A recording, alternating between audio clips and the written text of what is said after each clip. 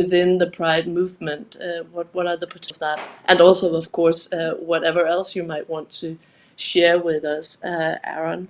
As mentioned, this debate is organized as part of a research project in which I myself participate, but also Stefan, who is an associate professor at Copenhagen Business School and has an interest in cultures of capitalism, and in particularly the relationship between religious phenomena and the market economy. And through that interest, Stefan took the initiative to create this research project that Jannik and I are also involved in. And as mentioned, Stefan will head off the debate by telling you a bit more about the project. However, let me also introduce Jannik Friis Christensen, who's a postdoc in this project and follows World Pride 2021, does ethnography there as part of the project. Tonight, Jannik will be helping me moderate by taking questions from the audience and maybe also throwing in a few of his own. So Jannik, maybe I can just hand over the word to you for a short introduction of how to participate. Yes, thank you, and thanks for the introduction. So if you've followed the Winter Pride human rights program since Monday, you probably by now know that you can comment and ask questions in two different ways, either via the chat on Facebook, or if you want to do it anonymously, you can send an email, and that is to debat@copenhagenpride.dk, and I really hope that this isn't mirrored. So it's debat, the Danish debate without the E at the end, at copenhagenpride.dk. Then I will receive your emails, and hopefully you bombard us with questions and comments, also critical ones about our project, because the purpose of today's debate, or tonight's debate, is that we want to test whether these ideas really resonate with the LGBT plus communities in the Pride movement. I cannot promise that we have time for all questions and comments, but what I can promise is that we will include all of them and consider them as part of our project. And then I will bring in a few throughout the debate. Thank you, Jannik. So please do participate. We're very interested in all sorts of viewpoints and positions on this. And what this is, Stefan will now tell you a bit more about. So Stefan will introduce the project and our thoughts about the central concept of civil religion. Thank you, Stefan. Yeah. Thank you so much. I hope you can hear me. Yes? Is it possible? Good. Fantastic. So I'll be using about 3 minutes to, as Sine already said, introduce this project. And let me also add that I'm very excited to be here tonight with you in a virtual space and discuss this question. To what extent or in which ways the Pride movement can be seen as a civil religion. So to start off with, I would like, perhaps it's important to clarify what I and what we in our project mean by religion. First of all, we believe that for a religion to exist, we don't need a monotheistic or polytheistic belief in a god or on a set of gods. Religions are based on a separation of that which is sacred from that which is seen as mundane, profane, or everyday, or common, or accessible to all.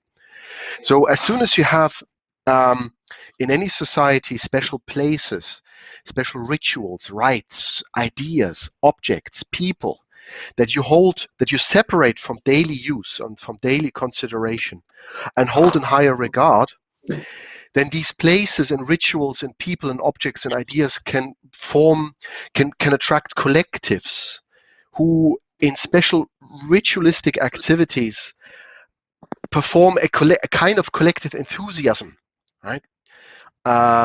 It has been termed collective effervescence, but I think the term collective enthusiasm is more better understandable. So in a sense, you form a collectively based worship of something that you hold in higher regard, which is transcendent, outside the normal everyday sphere. As soon as you have this definition, it's clear why there, for example, exists something such as an American civil religion, which is organized around the idea of a special providence of the United States, a special meaning of US history, the Pilgrim Fathers, mythical figures such as Abraham Lincoln, the Civil War, the ideas of freedom and liberty, etc.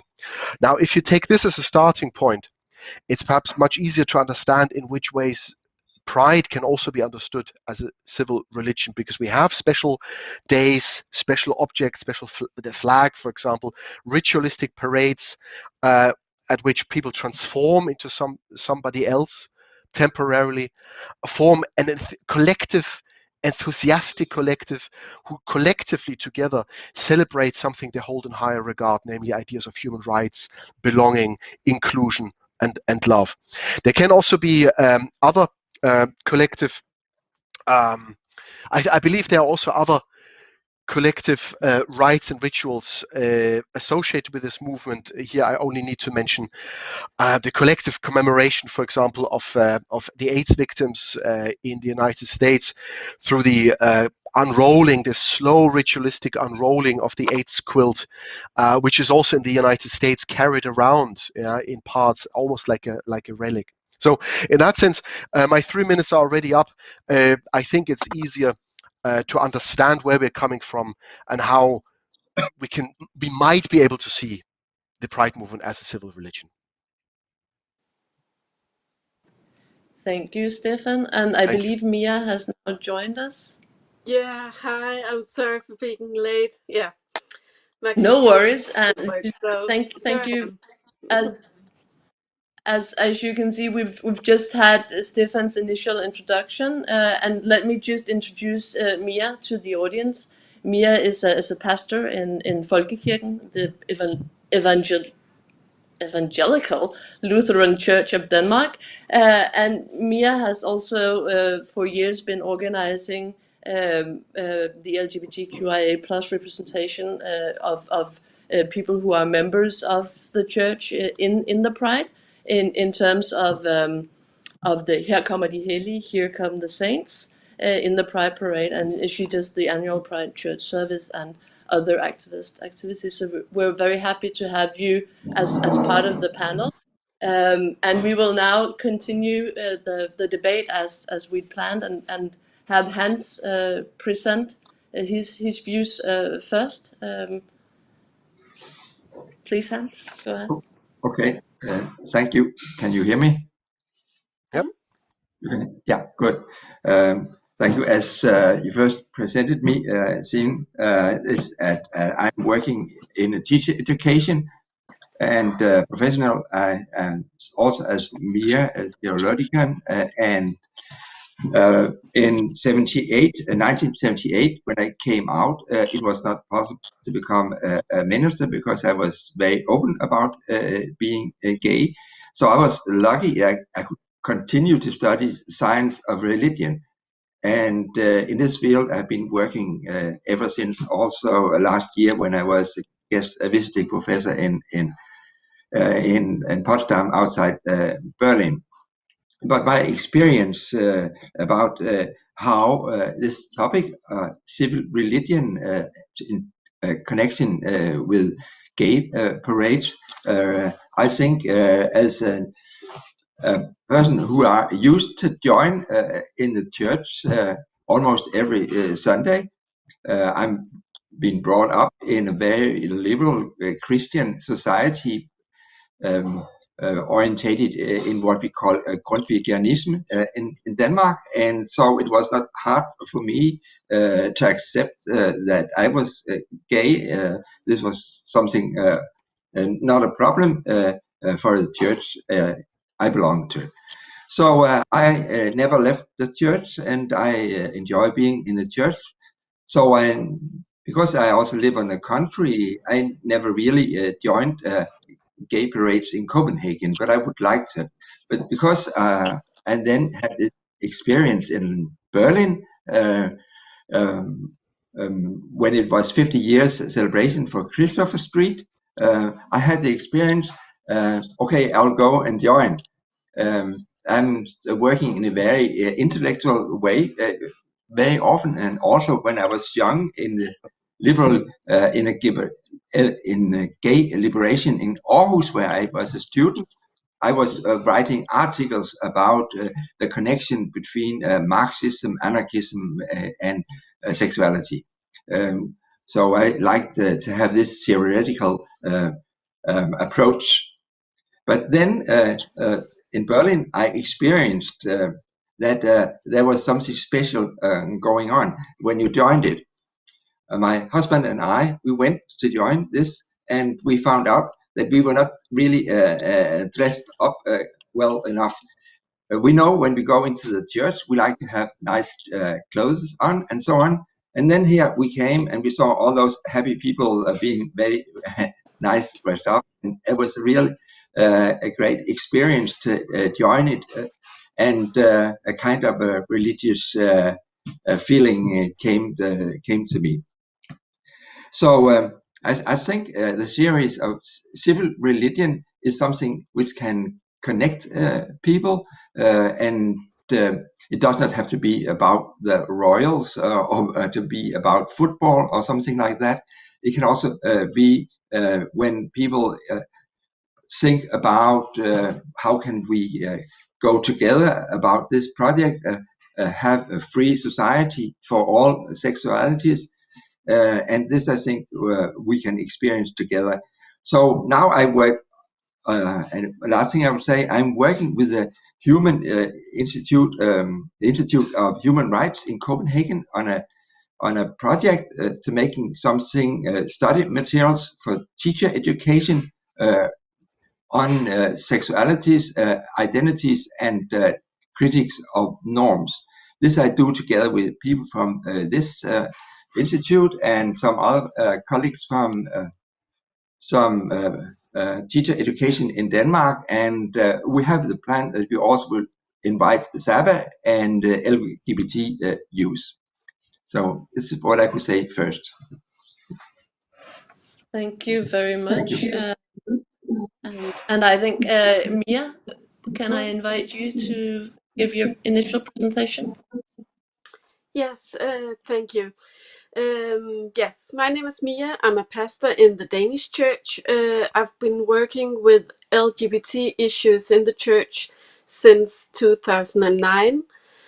I'm organizing the annual Pride church service, and as you said, Sine, I'm I'm organizing this Pride Parade group for LGBT persons in the church. Also, I'm giving lectures on queer theology, feminist theology, and having a lot of counseling on the issue. I think that my main reason for doing this is that I think it's very important that nobody thinks that LGBT persons are going and around waiting for the heterosexual church to invite us inside. We are already the church. We are a lot of LGBT persons in the church, and we are forming the church as much as heterosexuals are. So it's very important for me when I arrange this group for the Pride Parade that it's actual LGBT persons walking in this Pride Parade group. I think it's important to show that we are a lot of people who can make a life with our faith and our sexual orientation, or and I don't think a heterosexual can do that as well. So I didn't hear your full presentation, and I'm sorry for that because I was late. But I read some articles, and I must say that what I'm not sure that I agree on is that this pride can be made a movement. I'm not sure I can call it a religion, civil religion or religion, but I'm not sure it should be made a movement that goes for everybody. I think it has a force in being for LGBT persons, showing that we have this power and that we take our space. So that is what pride is for me. It's not that much a celebration, but much more showing that we're here to fight for our rights. And I find it a bit hard to hear heterosexual people telling me what a party it is, and it's so lovely and all the colors and all this beautiful people, when it's for me a fight for rights and freedom, not only on my own behalf, but also on behalf of the other people from my community. Yeah. Thank you very much, Mia. Malte, we've agreed that you should be presenting next. So please. Yeah. Well, thank you very much for inviting me to take part in this panel. My point of entry into discussing the relation between religion or pride as a civil religion is both, you could say, personal and academic. As you said, Sine, I have grown up in Luthersk Mission, a rather conservative Christian community, and in that sense, breaking from that, I have in a sense replaced it with the queer community, if you can say so. And then I have also done research myself on anti-queer, an anti-queer movement in Denmark during Pride in 2018. So yeah, I have different kinds of points of entry into this. First of all, viewing Pride as a civil religion or a civil religious ritual in a broad sense chimes rather well with how I would approach it as well, a kind of ritualization that provides a way for people to come together to, for lack of a better term, worship ideals such as diversity or LGBT plus friendliness. And I don't think that is problematic in and of itself if we take this like more broader idea of religion that Stefan presented for us. I think that a lot of ideals that we associate with a larger collectivity often have rituals connected to them, be it, for example, democracy or Danishness. What I have particularly been interested in is how such rituals have been appropriated in some sense by, for example, politicians for ends that we did not intend for it as a queer community. It's most visible with politicians, for example, singling out or using Pride as a platform to single out non-Westerners and Muslims as by default queerphobic or religious minorities in general, actually. In that sense, I've been interested in how we as a queer community become implicated in stereotyping an enemy by default, just as we as a movement have been for a long time. And in Sabaah, even though I don't speak on behalf of Sabaah today, but we experience a lot among our members that they are often caught precariously between being, on one hand, hailed as kind of a landmark of sexual and gender freedom in among the ethnic minority citizens in Denmark, on one hand, and then on the other hand, experiencing that their mom or their father or their friend become singled out as queerphobic. And that's, of course, problematic in the sense that minority ethnic LGBT plus persons become caught between two worlds in that sense that can, as Mia says, can be joined because they do exist and like religious queer people. So I would say that the characterization of a pride as a civil religious ritual is, I agree with that, but we should also, when making such an analysis, be aware of how such rituals can be appropriated to the detriment of other oppressed groups in our society. Yeah. Thank you so much. And finally, Aron, looking forward to hearing your perspective.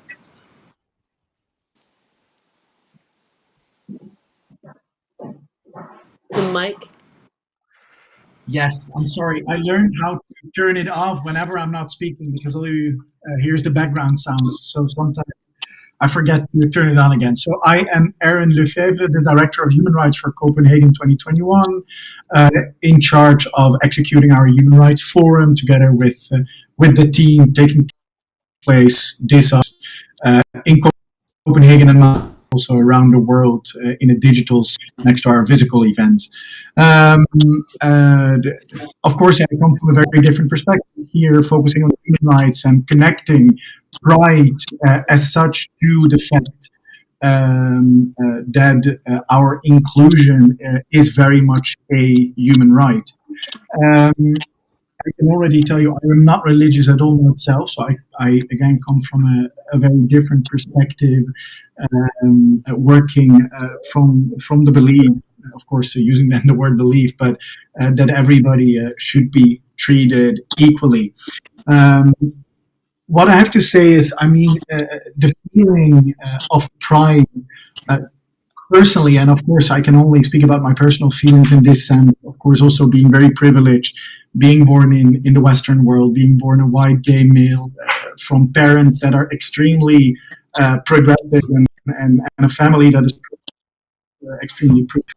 But even during, I do get this special feeling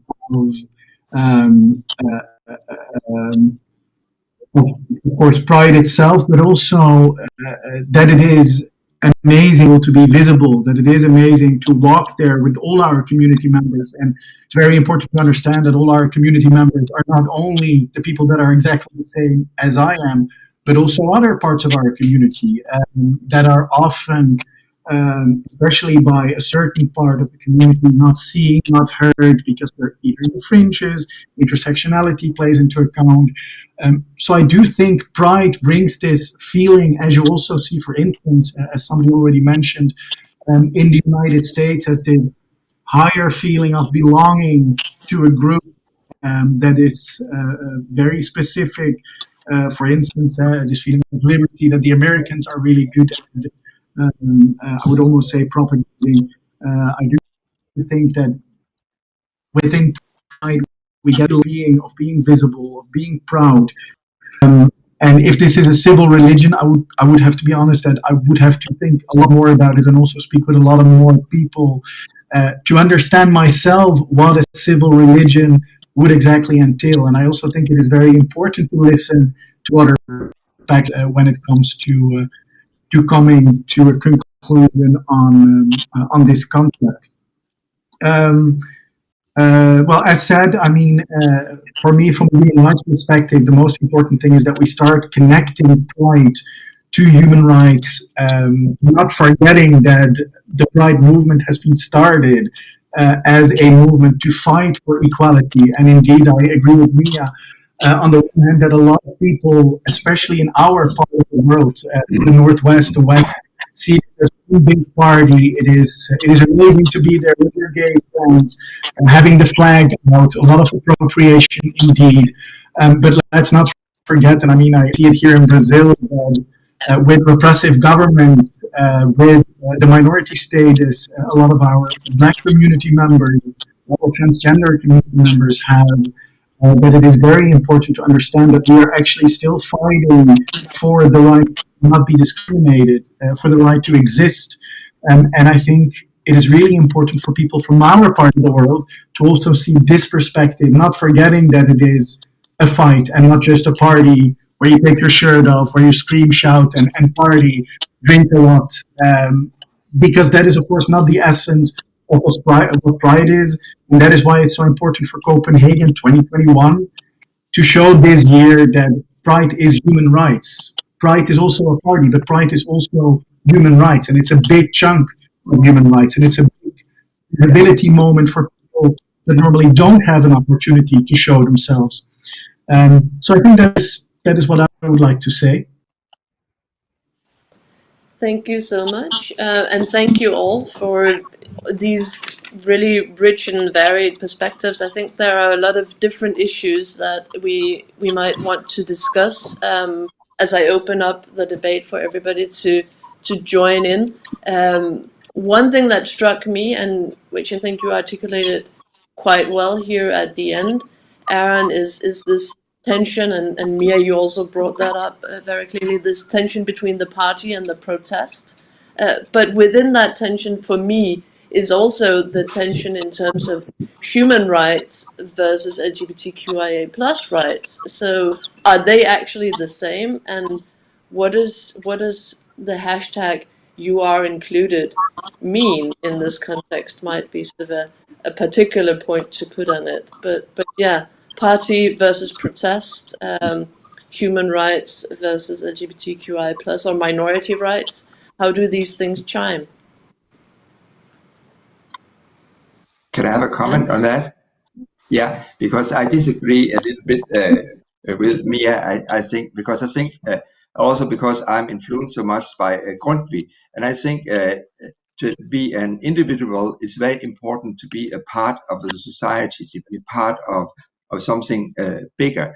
And it's not, of course, there's a fight also, but there's also this possibility to be accepted.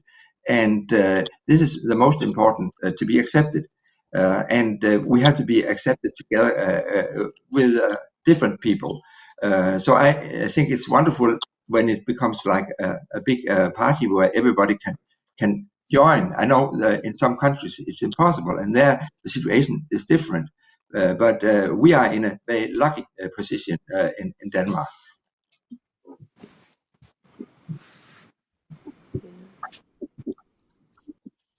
Aron? Sorry, Aron, yeah. did you? I just want to make one small comment. I am. Can you hear me? Yeah. Yeah, we hear you. What I want to say is I agree that Pride should also be a party celebrating what we have been in Denmark.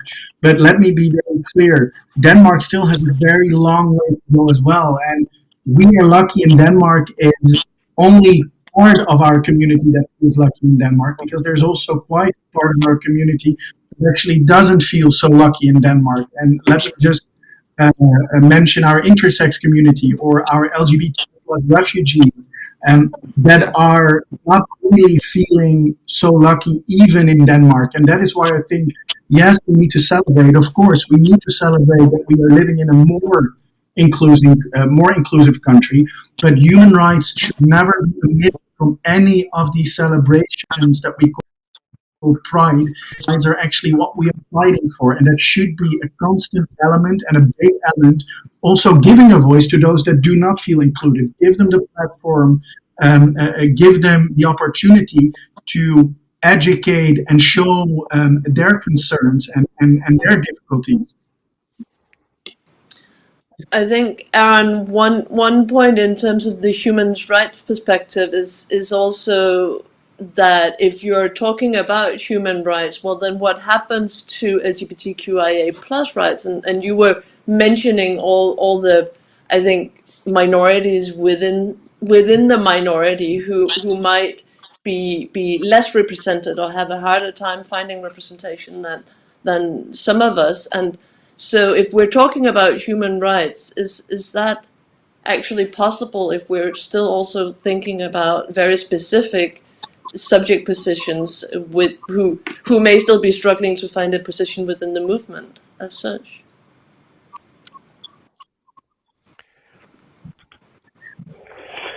What I really feel is that it is important to regard LGBTQI plus rights as human rights, because we are asking one very simple thing, and that is to be treated exactly the same as the standard straight people in our country, in the world are treated. And of course, using human rights might for some seem very extreme. I don't think it is extreme to ask to be treated without discrimination and be treated equally. I think that is also what most of the, at least Western constitutions, very righteously stipulate. There should not be discrimination. Well, it is in a constitution, so discrimination, anti-discrimination sounds very much like a human right. And I think we should better use this notion of human rights to describe LGBTQI plus rights. Yes, but okay, it is not always a human right. I mean, of course, human rights will also clash, and that then is worth the conversation when it comes, for instance, to the rights of the LGBTQI community and the right of religious groups. But I think we should not put ourselves below this human right of freedom of religion, and really make sure that we show that we are both asking to be whoever we want to be.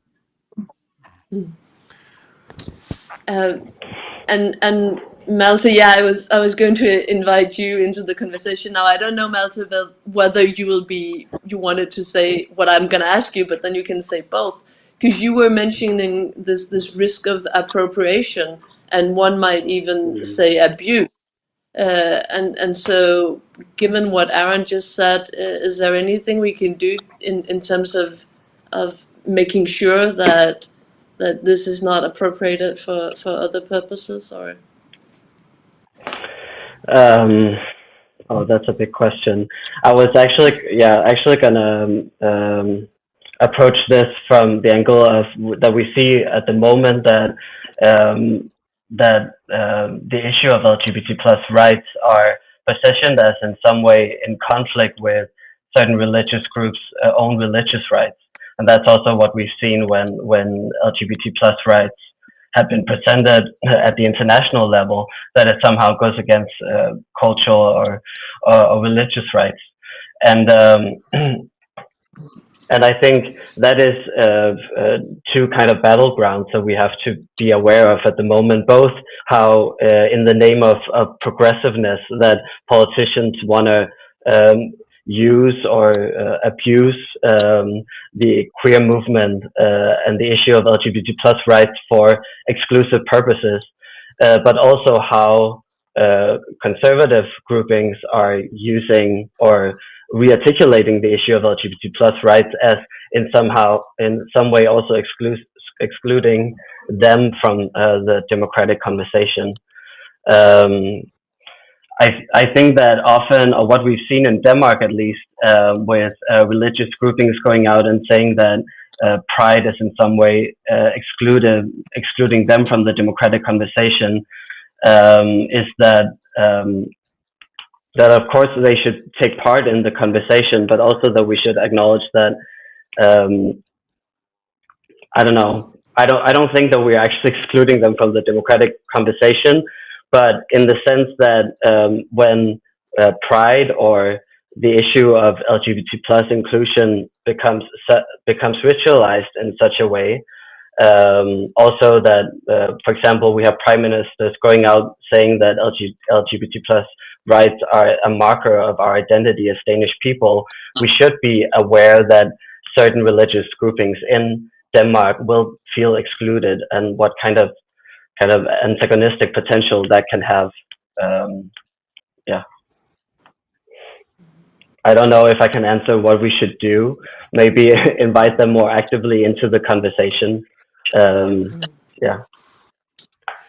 I think one issue is if we agree or accept or maybe even hope that Pride does have this universalizing potential in terms of human rights per se, then one question could be, well, does civil religion actually capture that? You could argue that civil religion seems to be a much more substantial kind of community than one that has to do with human rights in general. I don't know, Stefan. This is not to turn this into sort of an internal debate within the research team, but this is sort of given me pause to think about this. It's a good point you're making there. What's the substance of that civil religion? So I mean, given looking at the evidence, so to speak, at things that I've observed. So I also remember attending in Berlin in the mid 1990s the parade when it was still called the Christopher Street Day parade, and then fast forwarding to the Pride parade here in Copenhagen 2 years ago.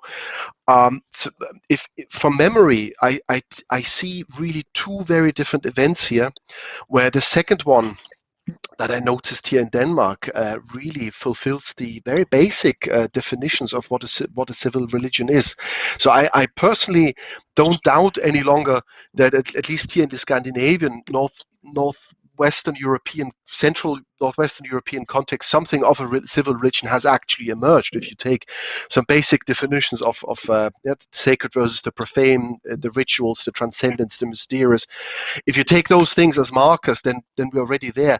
The tensions that emerge out of ritualization are precisely what also interests me in this research project, because there is something that I observe where I would like to hear opinions and criticism whether I've observed the right thing. In this ritualization, I seem to observe increasingly tendencies of confessionalization. By confessionalization, I mean both in terms of the confession as a what the Danish call trosbekendelse. Is that correct? Yeah, the statement of facts of content of belief, which has the danger of excluding people, even excluding people that are supportive of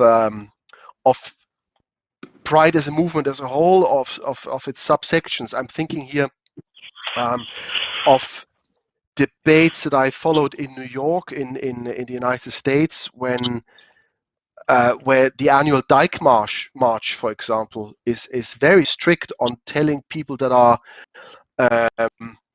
not part of their groups really not to join them, so as to retain the character of this being a protest march.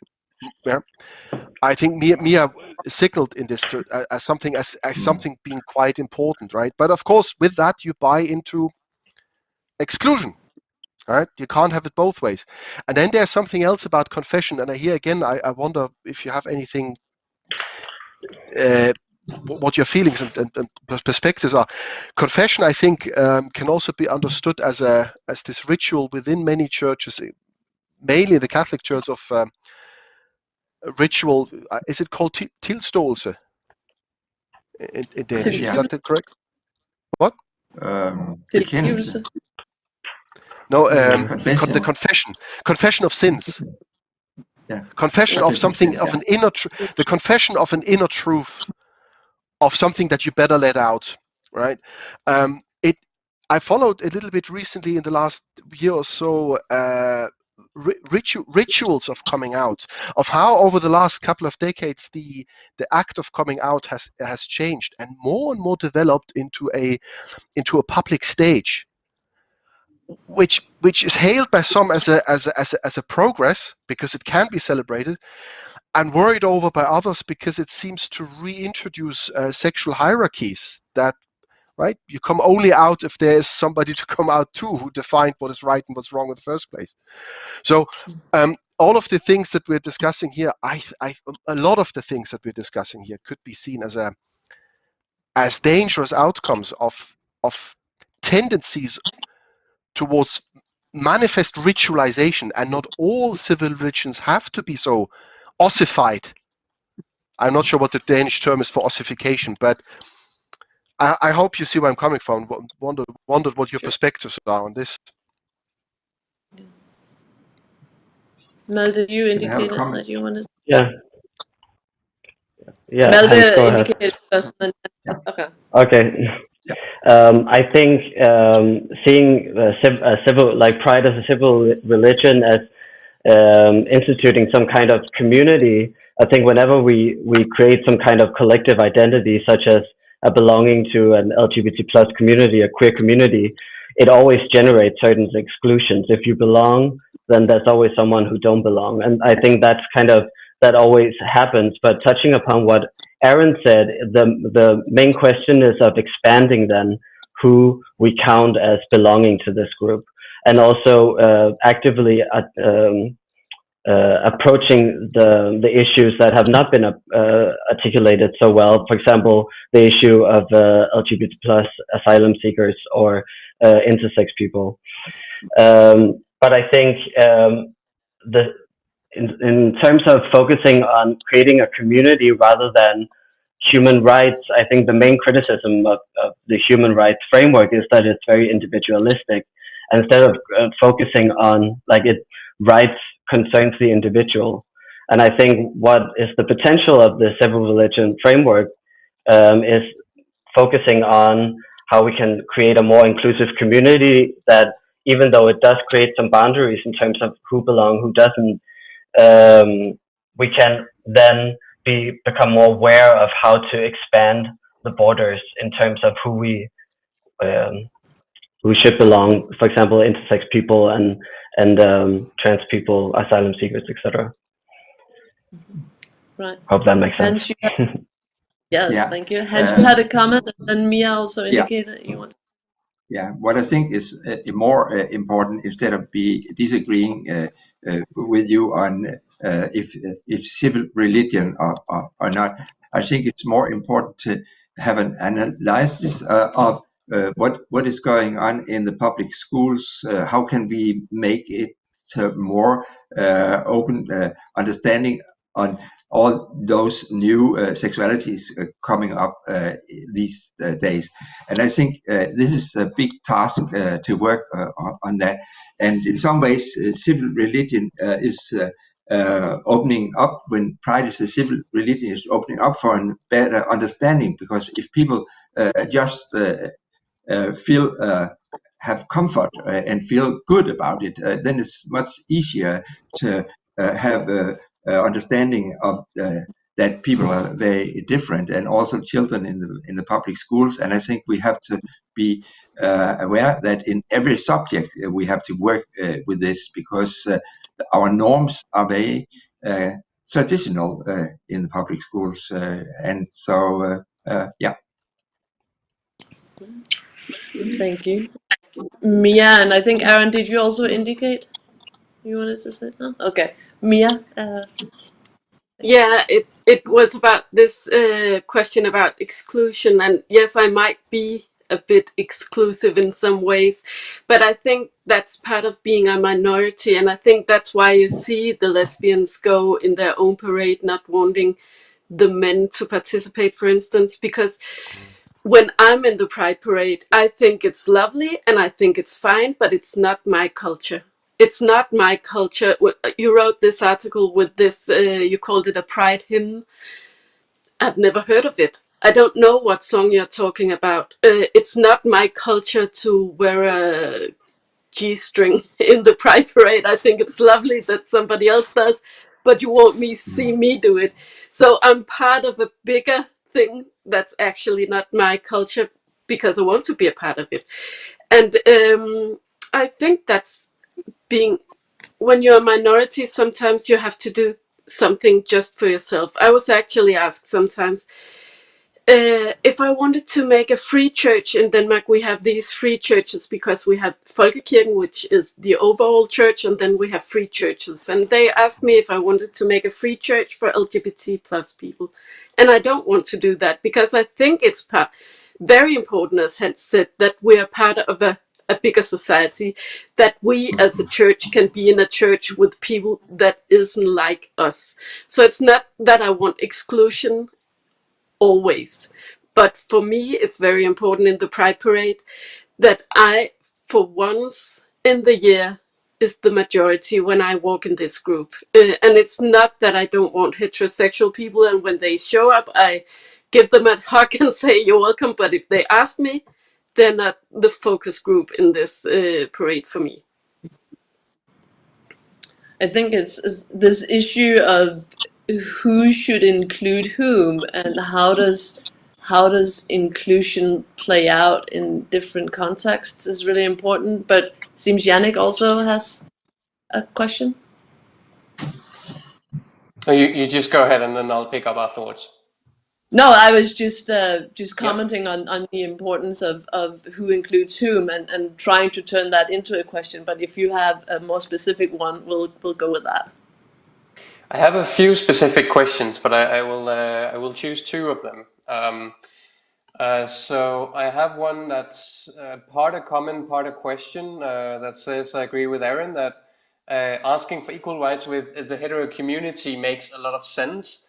But I also wonder if this does not also mean that we need to contort ourselves to kind of fit into heteronormative institutions, and that this can somehow limit our purpose when we also hope to push people's understanding of, for example, gender as something non-binary and partnerships as something that can exist between more than two people. And then a very short question is, how is the acceptance in Danish churches of LGBT plus people? What challenges can there be? So I'm just throwing these two questions up in the air and then see who will catch them.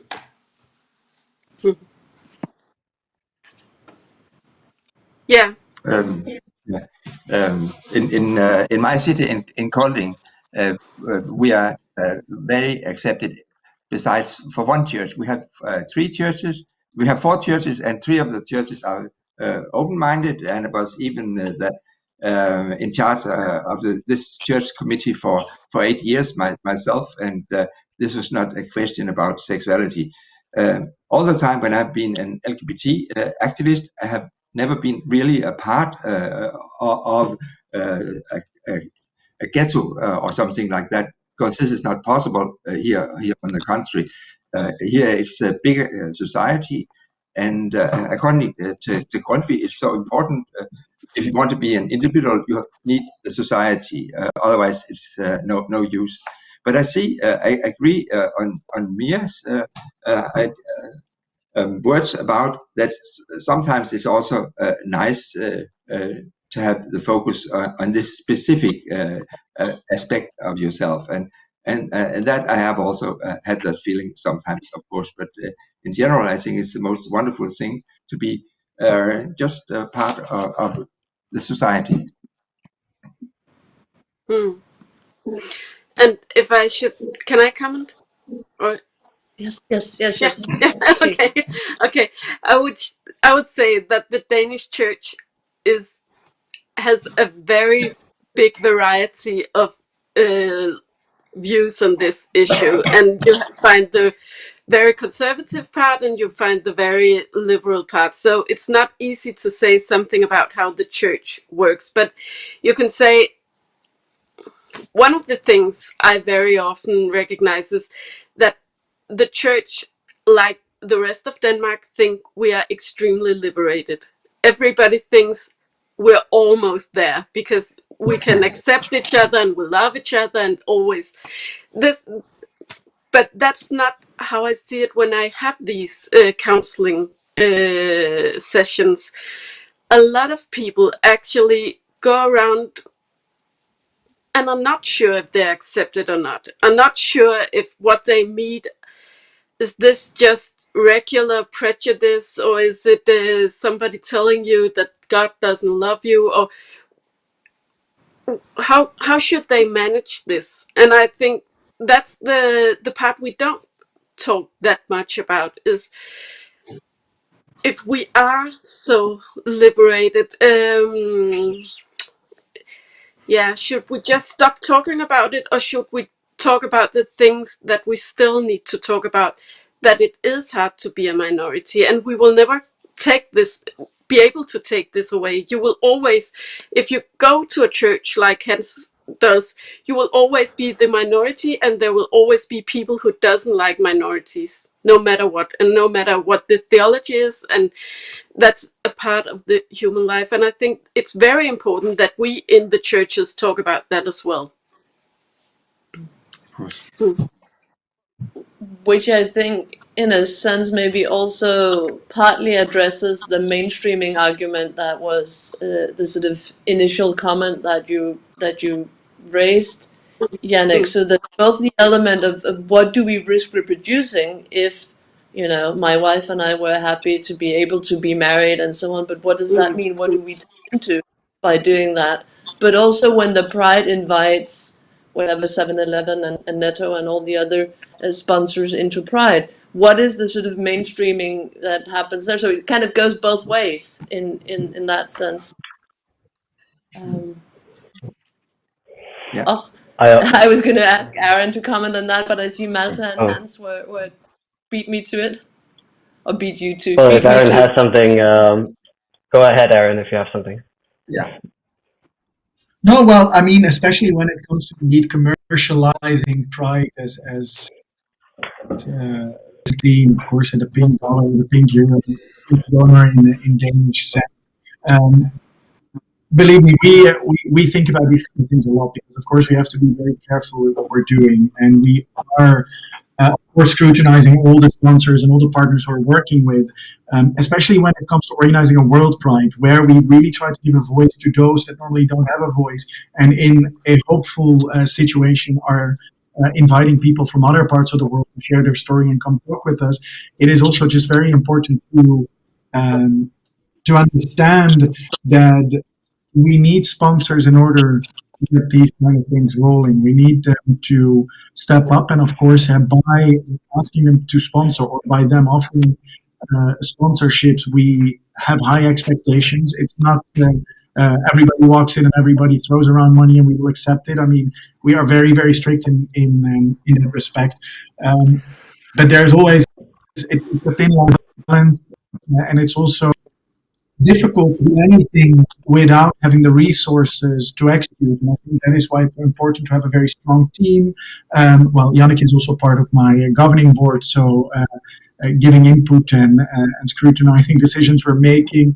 I think it is extremely important to have all the checks and balances in place, but also understanding, and that is just a fact of life that makes the world go round in this sense. And in order to actually deliver on what we want to do when it comes to human rights and giving voices and faces to those that normally not speak, we also need to invite maybe less liked contributors to what we're doing, which I also think is somewhere very good, because don't forget that a lot of people are spending about 1/4 of their lives at work, or 1/3 of their lives at work. So it's also an opportunity to hold these organizations more accountable in order to make sure that we actually create better situations for our broad community, and also make their lives better in that sense. We also try to have a strong influence when it comes to the sponsors we have. Right. So, I'm not sure if Sine, we're going to cut off now. We are? Yes, we are in 1 minute, so I've already received more questions, but I've also been told by the higher powers that we only have 1 minute left. Mm-hmm. Do you want to throw in that last question to just topple everything? Yes, great debate. That's a comment. Then the question is, in London they have UK Black Pride, and Denmark we've had queer alternatives to the main Pride parade for years.